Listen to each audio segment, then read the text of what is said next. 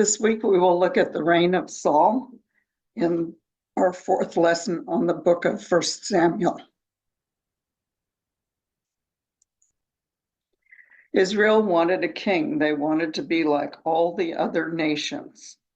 And so God relinquished and gave them a king. But when we look back on what we've read in the past, we already knew that there would be a king, because in Deuteronomy chapter 17, Moses gave an outline for what the requirements of a king would be.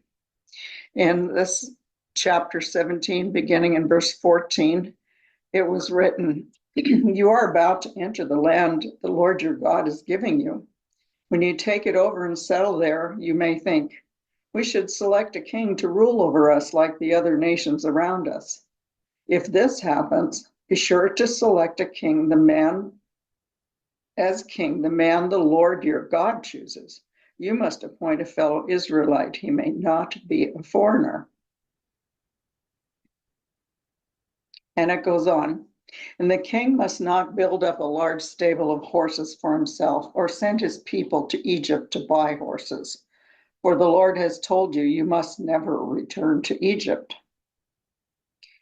And the king must not take many wives for himself, because they will turn his heart away from the Lord.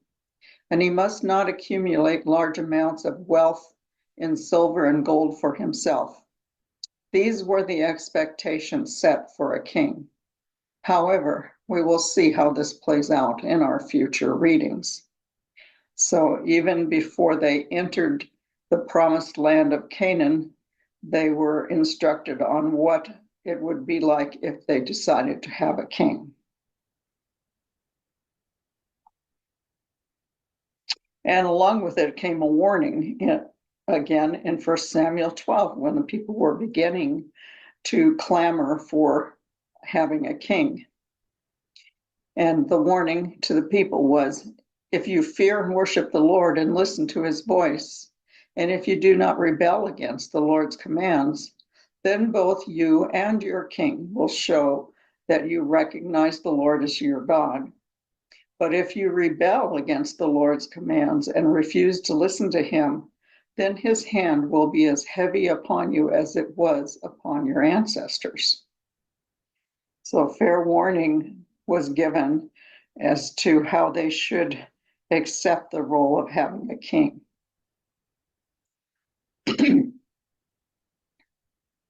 Now, the first king, although Samuel interpreted that demand for a king as a rejection against God, it can also be interpreted as a response by God to the urgent need for a leader to save the people from suffering under the Philistines, who were there invading at the time.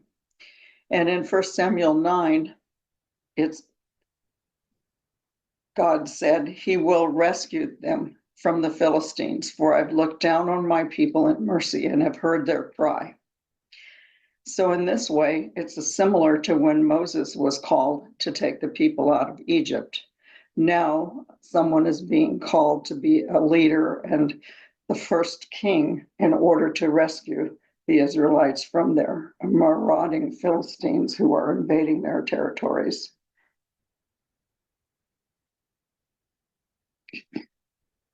But it's off to a pretty challenging beginning. It's not easy for Saul, who is appointed to become the first king, to take on this role. So in 1 Samuel, we see that there has to be a selection by lot in order to assure the tribes that Saul is the person who God has appointed, even though Samuel has already anointed him. It's like this is another time to prove that he is the one who is supposed to be the king. And so when Saul returned to his home in Gibeah, a group of men whose hearts God had touched went with him. This was after his anointing. But there were some scoundrels who complained, "How can this man save us? and they scorned him and refused to bring him gifts. But Saul ignored them. So in Middle Eastern culture, in order to show acceptance and to show respect, you bring gifts to the king. But this group of people who did not bring gifts and who ignored Saul, they were not showing respect for his selection by God to be their leader. After returning home, then, Saul resumed his normal life as a farmer until the call from Gad and Reuben arrived for some aid. The Ammonites had been suppressing the towns of Gad and Reuben. And when the messengers came to Gibeah of Saul and told the people about their plight, everyone broke into tears. Saul had been plowing a field with his oxen, and when he returned to town, he asked, "What is the matter? Why is everyone crying?" And so they told him about the message they had received from Jabesh regarding the Ammonites who were harassing them. In fact, it was quite a statement, because the Ammonites had been gouging out the eyes of the Israelites in order to keep them subjected beneath them. So Saul's response is quite powerful. The Spirit of God came upon Saul, and he became angry. He took 2 oxen and cut them into pieces and sent the messengers to carry them throughout Israel with this message: "This is what will happen to the oxen of anyone who refuses to follow Saul and Samuel into battle." And the Lord made the people afraid of Saul's anger, and all of them came out together as one.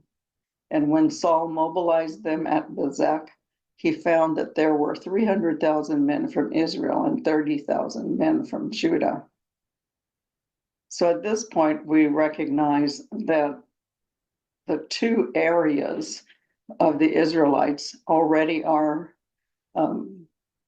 sort of divided. There are the tribes that are in the northern area, and then there are the tribes that are in the southern area called Judea. So they were already being called Israel and Judea, 2 different separations. And we know by this that the historian who's writing this is actually looking back to the past, because it wasn't completely divided into 2 areas until later.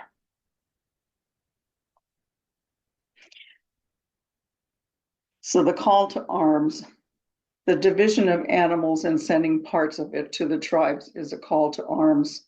We've seen this in previous readings, but the most gruesome one was the sending of the concubine's body by the Levite in the book of Judges in chapters 19 and 20, where it was a person instead of an animal.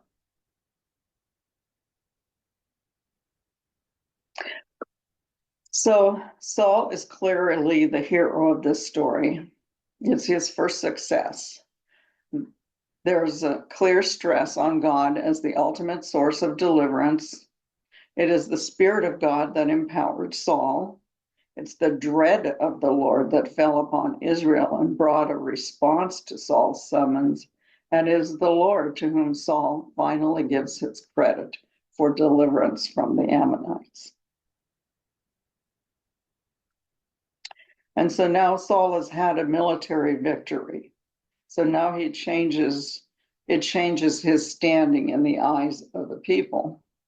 So Saul is like previous judges. He was called from his occupation, his farming, his plowing in his field. So he had not been entirely established as a king. He didn't have a place that was his place where he ruled from. After the successful battle against the Ammonites, the people are called together again to confirm Saul. So this is the 3rd time. Then the people exclaimed to Samuel, Now, where are those men who said, why should Saul rule over us? Bring them here and we will kill them. But Saul replied, no one will be executed today, for today the Lord has rescued Israel. So in his heart, Saul is at this time forgiving those who did not bring tribute to him when he was first anointed and selected by the tribal leaders to be the ruler over them. And then Samuel takes over and he says, come, let us go to Gilgal to renew the kingdom. So they all went to Gilgal, and in a solemn ceremony before the Lord, they made Saul the king. And then they offered peace offerings to the Lord, and Saul and all the Israelites were filled with joy. So it seems that Saul had to prove himself by defeating the Ammonites before he was being accepted by all of the tribes.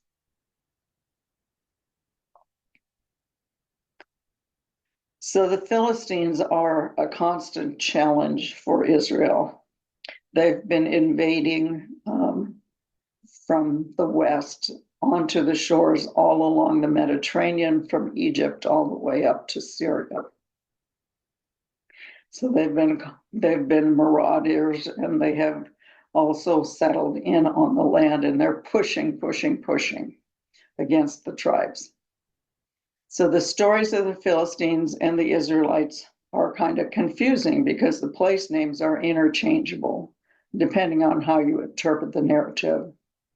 So almost all commentators who review this have recognized a confusion in the biblical references to Gibeah and Gibeah, although these two places are traditionally seen as separate locations and are only 3 miles apart in Benjamin territory. The two are often interchangeable in different manuscripts and within the different narratives being told. So it gets confusing.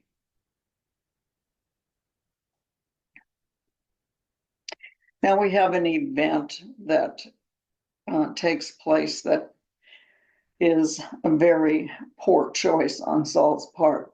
We know that whenever Saul goes out to battle, or previously when any of the leaders went out to battle, the priest would go with them, or some token would go with them. But generally the priest would go along. And in this case, it's Samuel, and he is supposed to meet Saul at a certain time, 7 days away. And then the sacrifice will be offered before they go to battle. But when he gets there, he finds that Saul could not wait for him. He feels like he could just not wait any longer for Samuel. Samuel just seemed to be not getting there. And when Samuel finds out the offering had already been made, this is how he responds. How foolish, Samuel exclaimed. You have not kept the command the Lord your God gave you. Had you kept it, the Lord would have established your kingdom over Israel forever. And now your kingdom must end, for the Lord has sought out a man after his own heart. The Lord has already appointed him to be the leader of his people because you have not kept the Lord's commands. So very sadly for Saul, this begins his downfall. And it is quite a shock to Saul. And from here on out, we can see that he has a shift or change in his mental status. And could it be the shock of having this happen to him?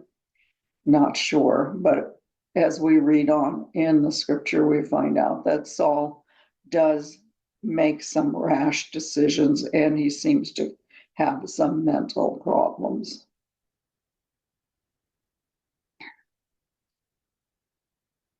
And then the stories of Saul and Jonathan also seem to be confused in this narrative. In some cases, Jonathan seems to be not old enough, still a youth, too young to assume a leading role.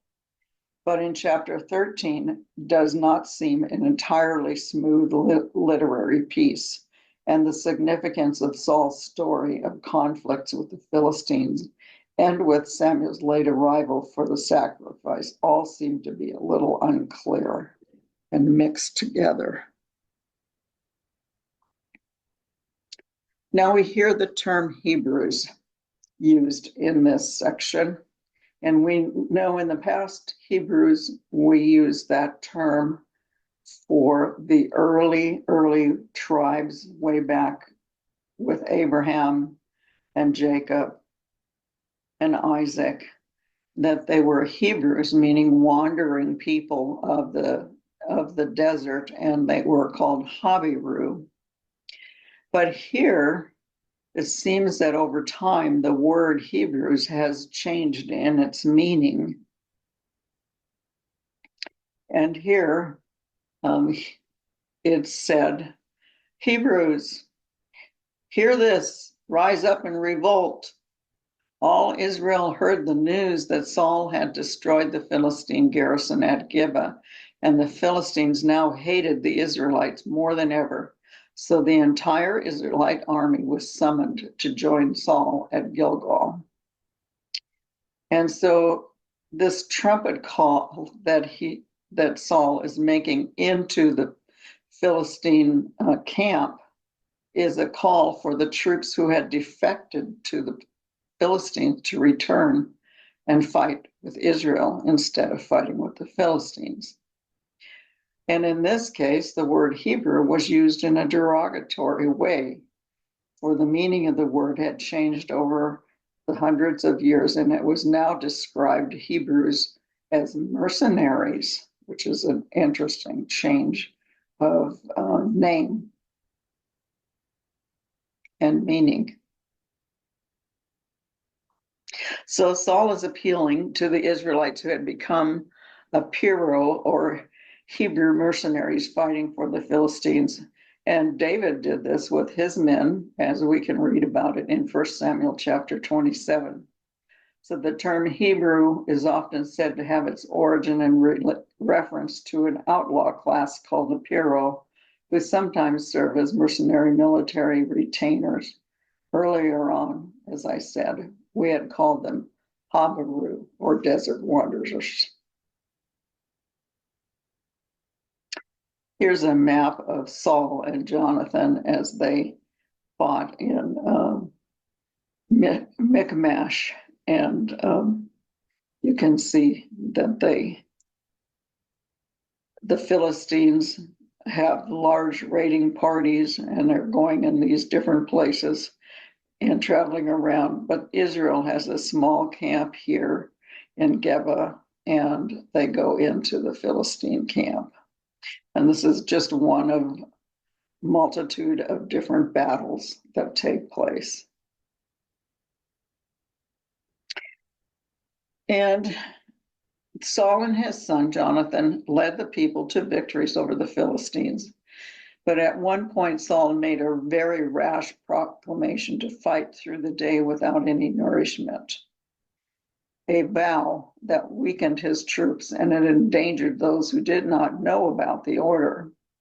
Jonathan and his followers, who were off in another section doing battle with the Philistines, came across some wild honey and ate it and were refreshed. And it was Jonathan and his followers all. And then Saul, like Jephthah before him, was about to sacrifice his own child. Fortunately, the people intervened on Jonathan's behalf to save his life. So Jonathan and his followers did not know about the vow that Saul had given to his troops. And so they had taken time to nourish themselves. And because of that, Jonathan was going to be punished because he was the leader. And like Jephthah, who sacrificed his daughter because she was the one who was the first to come out the door to meet him, like he had vowed. And Saul also made a very rash decision to make a vow. Fortunate for Jonathan, he was saved by the people. So in chapter 14, it's more Jonathan's story. He boldly initiates action against the Philistines, and he leads the Israelites in a decisive victory over their enemy. Saul also plays a major role in the story. But in contrast to his son Jonathan, Saul now appears cautious and given to more pious rituals, and ultimately foolish in his decisions. Saul's actions prevent the victory from being as great as it might have been and jeopardize Jonathan's life. But chapter 14 is a narrative story. It uses dialogue, it includes a plot and a subplot, and it develops the characters Jonathan and Saul. Some studies have demonstrated that this chapter is one of the finest examples of narrative prose in the Hebrew Bible. It also outlines the steps ascribed in a holy war. Victory is ascribed to the Lord by a salvation formula, meaning the Lord saved Israel on that day.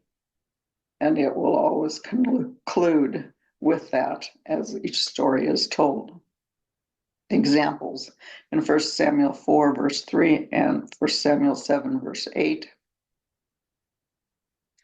And this is the outline for the Holy War theology. And it all comes from 1 Samuel chapter 14.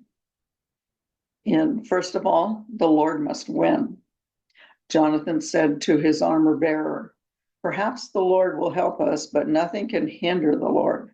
He can win a battle, whether he has many warriors or only a few."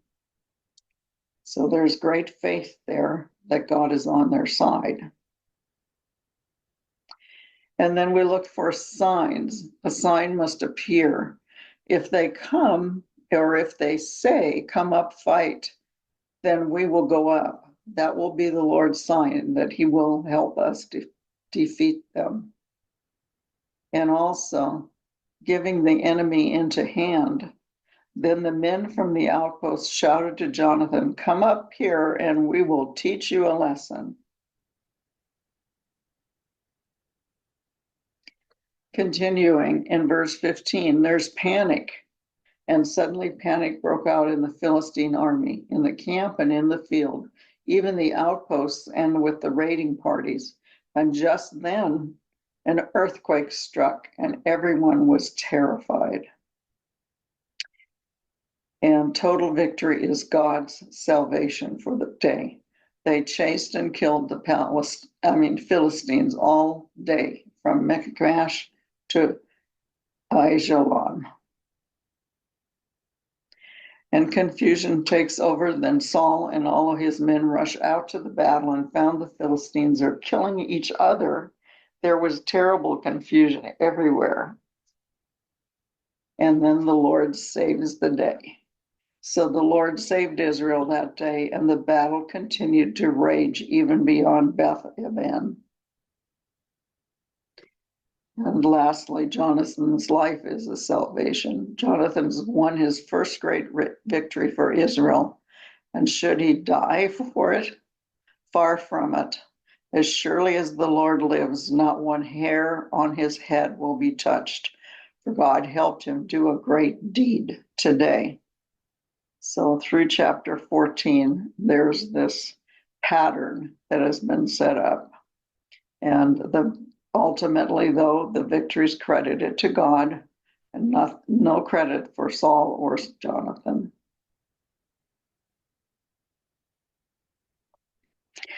And so now we have the Amalekites. We have the Ammonites and the Amalekites. And this is with the Amalekites. So we continue with more battles. It's a long saga here. One day Samuel said to Saul, "It was the Lord who told me to appoint you as king of his people Israel. Now listen to this message from the Lord. This is what the Lord of heaven's army has declared. I've decided to settle accounts with the nations of Amalek for opposing Israel when they came from Egypt. Now go and completely destroy the entire Amalekite nation. Men, women, children, babies, cattle, sheep, goats, camels, and donkeys. Now, you might remember the word haram. I mean, not harem like many wives, but haram, which meant to dedicate all of the spoils of war to God. And that is by destroying it all. So here we will see that Saul again has an issue. And it's interesting, the Amalekites are a group of people that would not grant Moses and Joshua safe passage through their land, even though they were willing to pay for it. So that was interesting back in Numbers, I believe, or maybe Deuteronomy. And so here we go. We see that one group of people is told that they can leave the area, move away from the Amalekites, or you will die with them. For you are the ones who showed kindness to all the people of Israel when they came up from Egypt. And so the Kenites packed up and left. Now, why are they being favored? Well, the Kenites are a clan that's mentioned in the Bible as having settled on the southern border of the kingdom of Judah. In 1 Samuel chapter 30, in the time of David, the Kenites settled along with the tribe of Judah.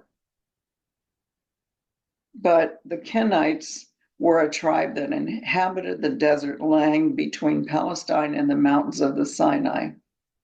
So Jethro was of this tribe. Now, Jethro is a priest that Moses first encountered when he flees from Egypt into the desert.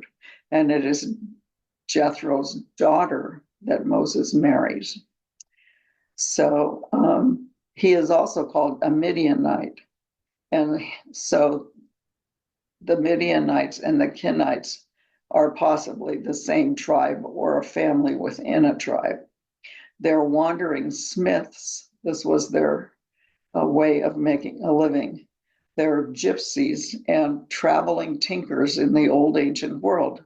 They formed an important guild in an age when the art of metallurgy was confined to just a few.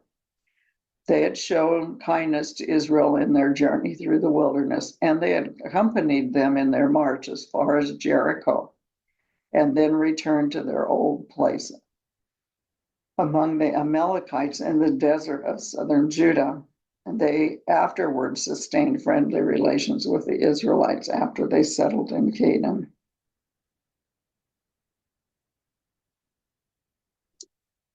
And so now we see that is coming towards the end of Saul's time to reign.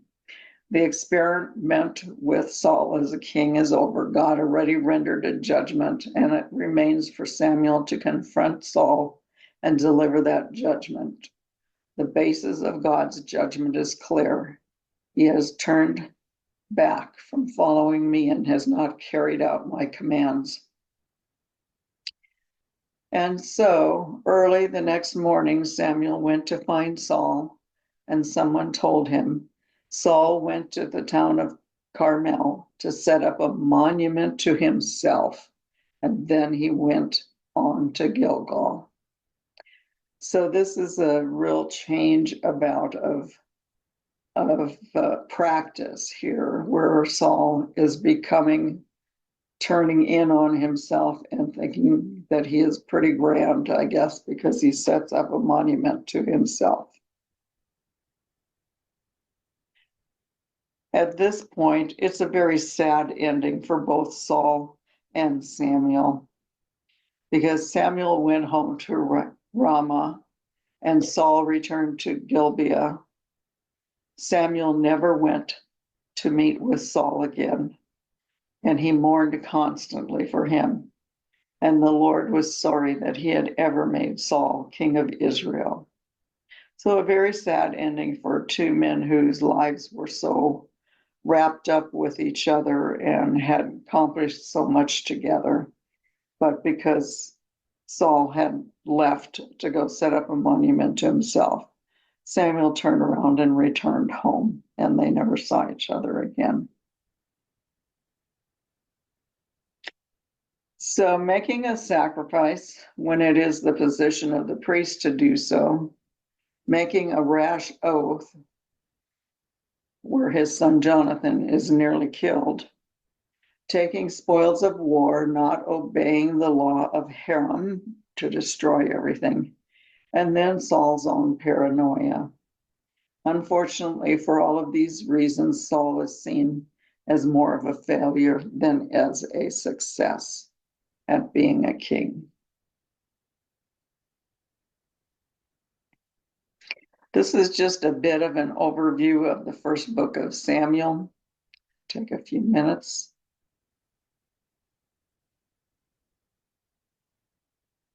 The books of 1st and 2nd Samuel. They're two separate books in our modern Bibles, but that division is due simply to scroll length. It was originally written as one coherent story. We're just going to cover the book of 1 Samuel in this video. So after Israel was rescued from slavery in Egypt, they made a covenant with God at Mount Sinai and eventually came into the Promised Land. And there, Israel was supposed to be faithful to God and obey the covenant commands. Before the book of Samuel, Judges showed how Israel failed at that task big time. It was a period of moral chaos, and it showed Israel's need for wise, faithful leaders. The book of Samuel provides an answer to that need. The book of Samuel's story focuses on three main characters: the prophet Samuel, where the book gets its name, and then King Saul, and after that, King David. And all three of them transitioned Israel from a group of tribes ruled by judges into a unified kingdom ruled by King David in Jerusalem. And the book of Samuel has a fascinating design that weaves the story of these three characters together in four main parts. Samuel, he's the key leader and prophet in the first section of the book, but then he also plays a key role in the next section, which is Saul's story, and it's told in two movements: Saul's rise to power and then his failures. And the second part is about his downfall and his tragic death. And then the drama of Saul's demise is matched by David's exciting rise to power. And then David's story is told in two movements. First, he rides the wave of his success, followed by his own tragic failure and the slow self-destruction of his family and then his kingdom. The book concludes with an epilogue that reflects back over the whole story. So let's dive in and see how this all unfolds. Part 1 picks up from the chaos of the book of Judges, and we're introduced to a touching story about a woman named Hannah. And she's grieved because she has never been able to have children. And by God's grace, she finally has a son named Samuel. And in joy, she sings this amazing poem in chapter 2. And the poem is all about how God opposes the proud and exalts the humble, about how despite tragedies and human evil, God is working out his purposes in history. And also it's about how God will one day raise up an anointed king for his people. Now, Hannah's poem has been placed here at the beginning of the book to introduce these key themes that we're going to see throughout the whole story, like the next one. Samuel grows up and becomes a great prophet and leader for the people of Israel, at the same time that the Philistines rise to power as Israel's arch nemesis. And in this crucial battle, the Israelites get arrogant, and instead of praying and asking God for help, they trot out the Ark of the Covenant as this kind of magic trophy that will automatically grant them victory in battle.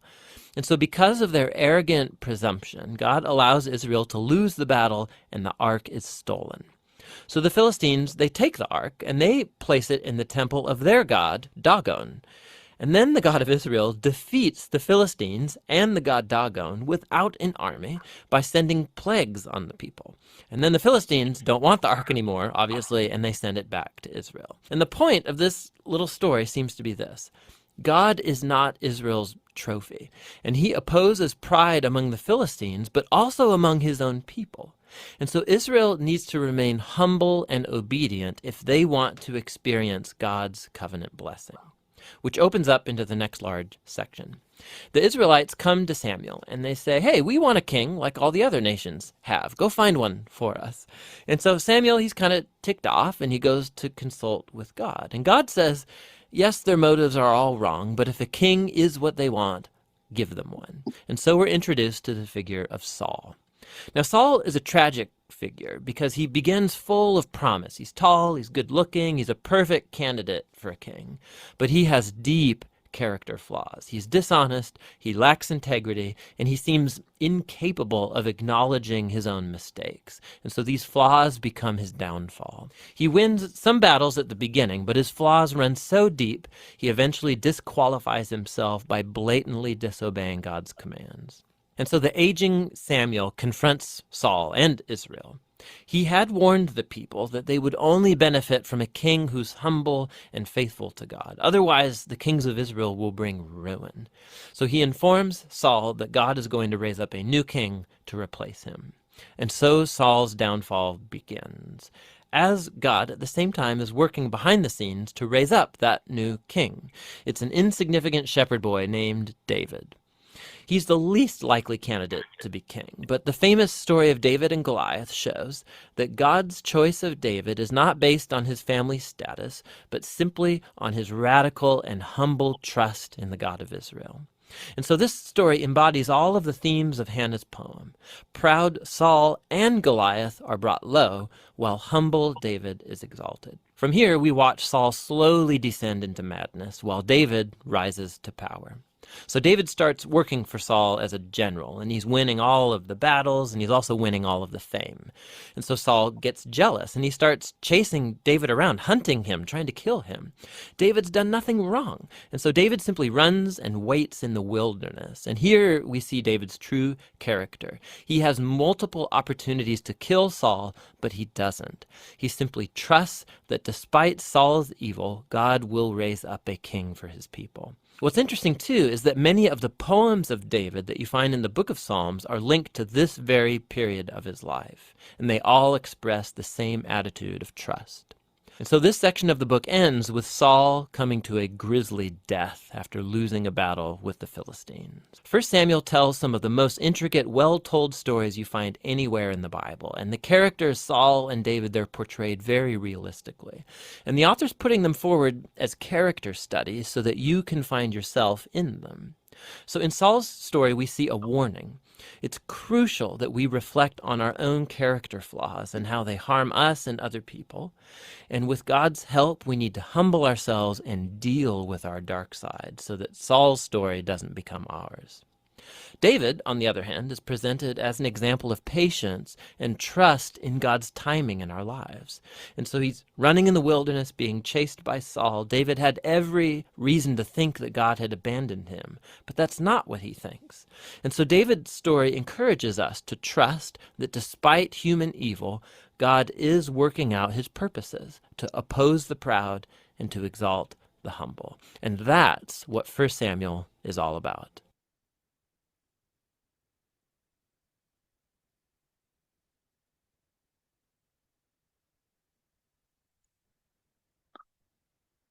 All right, so that's how we end our lesson this week.